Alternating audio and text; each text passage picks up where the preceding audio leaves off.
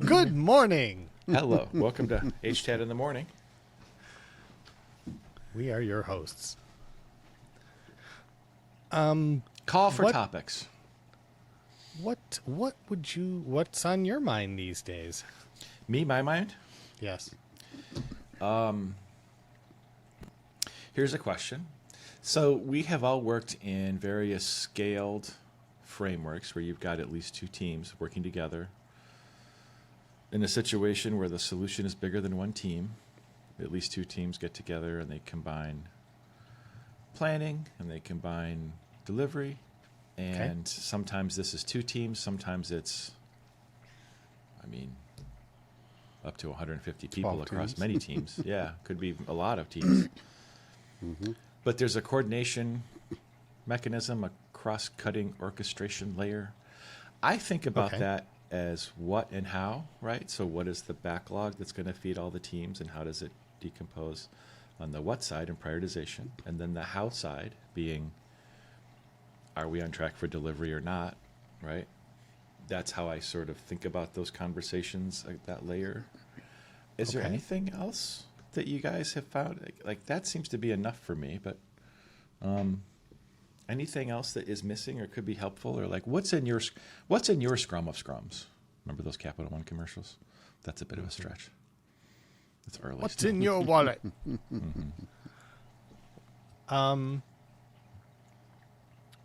Capital One has not paid for any advertising on this show.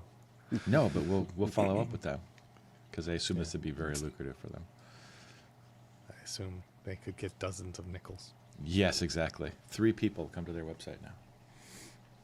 You know, I think certainly in the scrum of scrums that I've helped, it's not just understanding where each team is with respect to, a delivered increment, but what's coming up, what impediments are coming up that are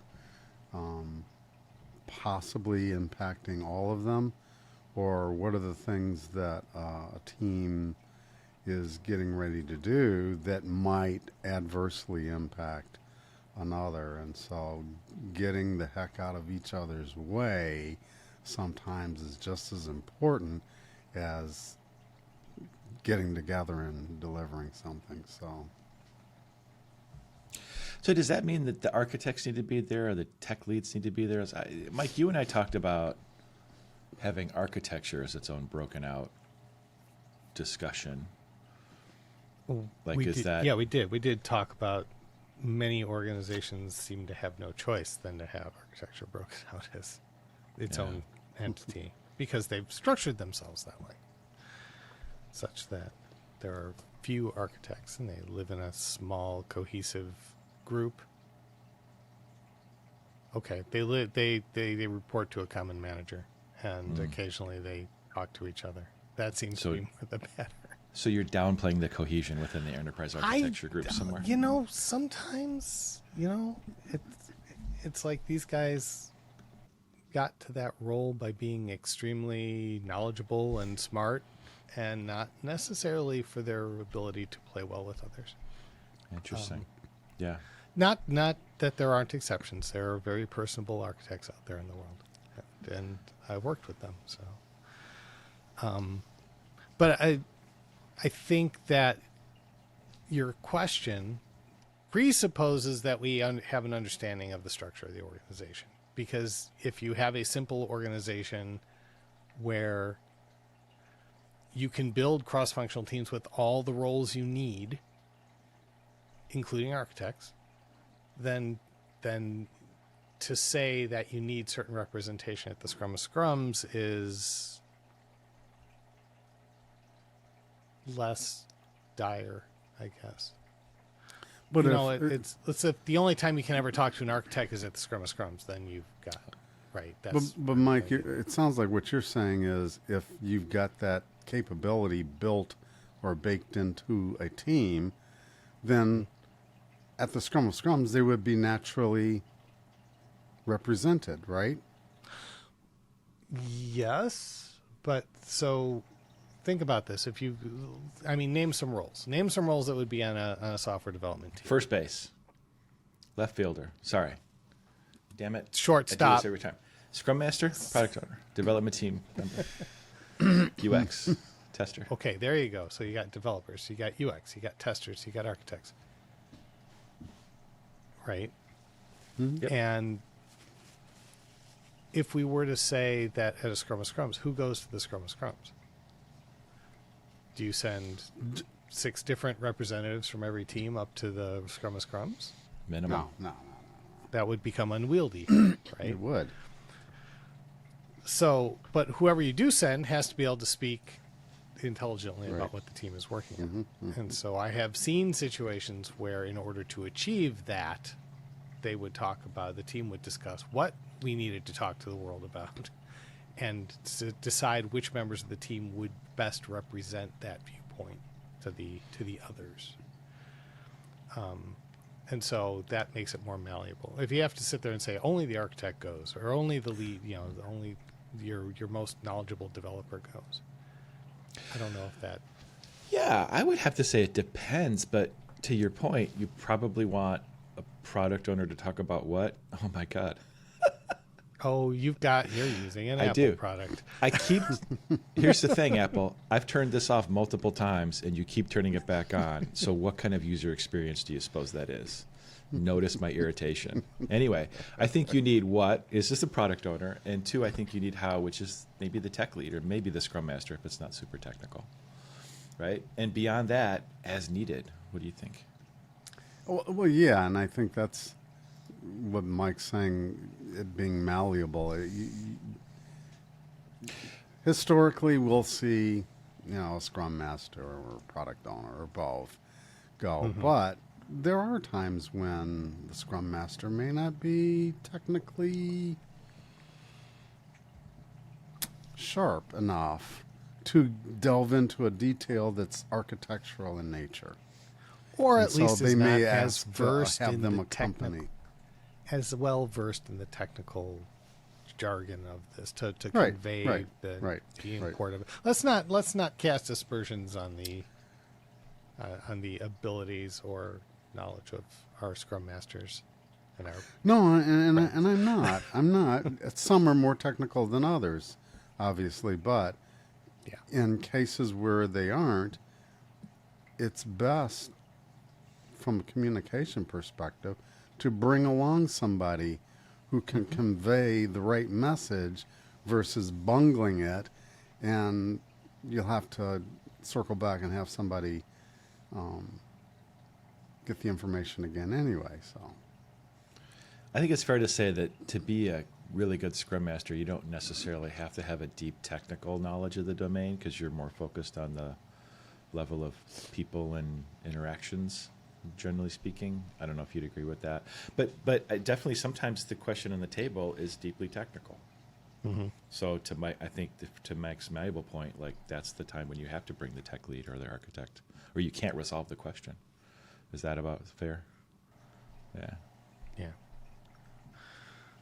But if we go back to our, we talked briefly, you mentioned scaling. We went back to Scrum at Scale a few episodes ago, and we talked about, the Scrum Master cycle, and we talked about the product owner cycle, and that conversation that I had around some technical thing as well. Yeah.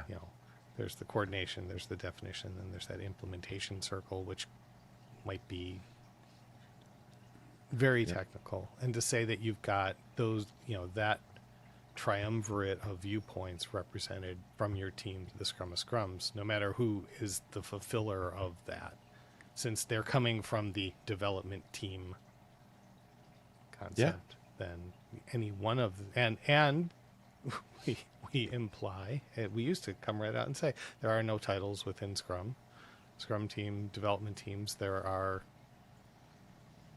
they're all equal in the eyes of the framework. And therefore, any one of them should be able to represent the situation of the team upwards. Reality, somewhat different, right? Especially in the early days. They aren't quite cross-functional. They aren't quite deep T-shaped skilled people. Yeah. Usually. You reserve the potential or possibility for that in the framework while knowing that the actual, like you retain the malleable nature of the flexibility of the team, I guess. We are malleabling all over the place. Definitely not a word. That's a, If you that's say an it enough adjective. It's an times, it attribute. won't. It will be. By the end of this episode, we'll be malleabling all over the place. That is how language works. Get back to me when it's in the Oxford. Whatever. The English Oxford is very malleable. Joe, it's malleable because malleable is a word, but it's not malleabling. It's not doing. What is it when you are in the act of being? Is it agility? Let's just say you're agilitying and move on. Yes. Or agiling. Oh, you said agilitying. Oh my goodness. My goodness. Not Okay. a word. Okay, so I think that's pretty much resolved the Scrum of Scrums issue. No, well, does it? So you mentioned who you would bring. Yeah. Okay. When you're seeing a Scrum of Scrums in operation, what tends to occur in that differs from, say, I don't know, a daily Scrum, or and at one end of the spectrum, and at the other end of the spectrum, differs from a management status report. So there's a couple of different dimensions Where on that continuum? Well, so here's the thing that I'll point out. The pattern in daily Scrum that sometimes you see. Tell me if you've seen this, where people will come to the 15-minute daily Scrum or stand-up, and they'll start to tell a story about what they're doing. And people are natural storytellers. We use your stories, I think. But they'll get into this narrative, and they'll go down a rabbit hole about this stuff, and maybe there isn't discipline or practice in the daily Scrum to say, what do you want to resolve right here in this meeting, right? Does this need to be taken offline, right? The Scrum of Scrums can go even deeper in that, right? Because you're talking about bigger questions, more technical stuff, bigger systems, more complex topics. So the same pattern I see in daily Scrum also tends to happen in the Scrum of Scrums, because it's full of people and people like to tell their stories, and we don't always keep in mind what's relevant for the other people in the meeting. So that's one pattern, right? Focus on the narrative as opposed to the agenda, which is, again, why you need a good Scrum Master or somebody to keep their eye on, why are we gathered here? What are we trying to get out of this? And then, the status, that's another pattern where I'm just reporting to you. I'm not here to really work together. I'm here for a one-way communication, a sort of a status dump, and then I can turn around and do what I was going to do anyway before I got to the meeting. But it's just Scrum of Scrums is it's bigger questions, it's bigger plans. But maybe that's an interesting point. Like the point of these meetings is not to come and have a one-way conversation. It's for us to go back and forth and then come up with, like, synthesize together a better understanding that any of us could have had alone. That's the pattern that I see. The anti-pattern, yeah. Do you see a tendency for the storytelling to come forth more in the reporting side of that, or in the statusing side of that, or in the sharing of information side of that? So what I've seen, and you tell me, gentlemen, if this is consistent, the status stuff.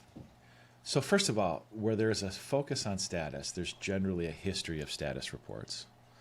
And a lot of times there's an implicit format or an expectation that I will give the status. It is red, green, blue. If it's green, there's my status, I'm gone, right? If it's yellow, then I've got some bullet point details, because that's how we report out status. So it tends to be, unless something is blowing up, status tends to be in the form or the shape of how we deliver status in this organization. It's not a two-way communication, but it tends to be more cut and dried. The technical blockers is where you can really get into a novel, right? Because, like, the number of things you could say about this data store are basically unlimited, right? The complexity in these systems is mind-boggling. And so, like, if you don't have a way to understand and communicate the scope of what we want to talk about here and keep it just to like understand what's relevant and avoid everything else, that typically blows up. I've seen. What is that consistent with what you've experienced? Sort of, not really.